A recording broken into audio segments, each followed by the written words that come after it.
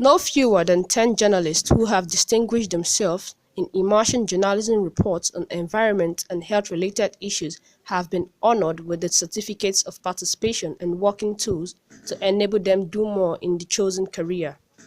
The two-year program put together by a non-governmental organization, Development Communication Network, with the assistance of mentors exposed the participants to techniques of immersion journalism, a form of journalism product that allows first-person experience of the events or situations described in the news reports. Immersion journalism is like putting a journalist in the war front. You know, when the first Gulf War started, we used to be in the newsroom those days in the 90s, 1990, 91, to watch CNN. And you remember Christina Mampo, Peter Arnett, whom I met in the course of, the profession. He came to Nigeria, I had an interview with him, with another colleague then. And you look at the perspective for someone who is in the war front brings, give you the real story. So the immersion is to put journalists in the war front. The war front we have is maternal health.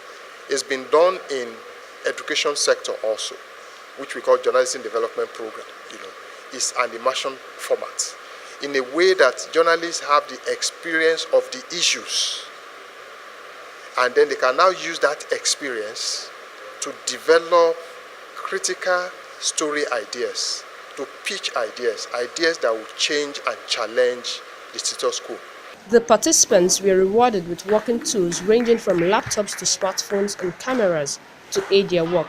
Among them is the producer and presenter of Environment Today on AIT, Nkoli Omoudu.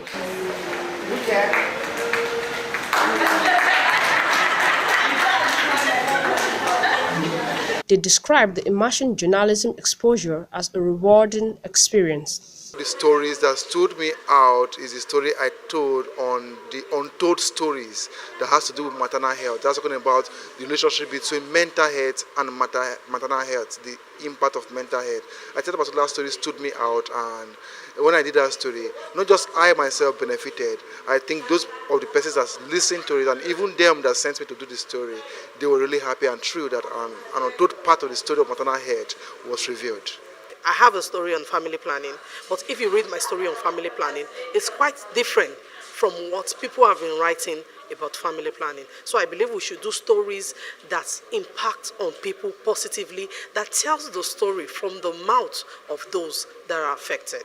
Organizers of the program urged journalists not to rest on their oars, but continue to write stories that will elicit policy change by government and development of communities in need of government attention.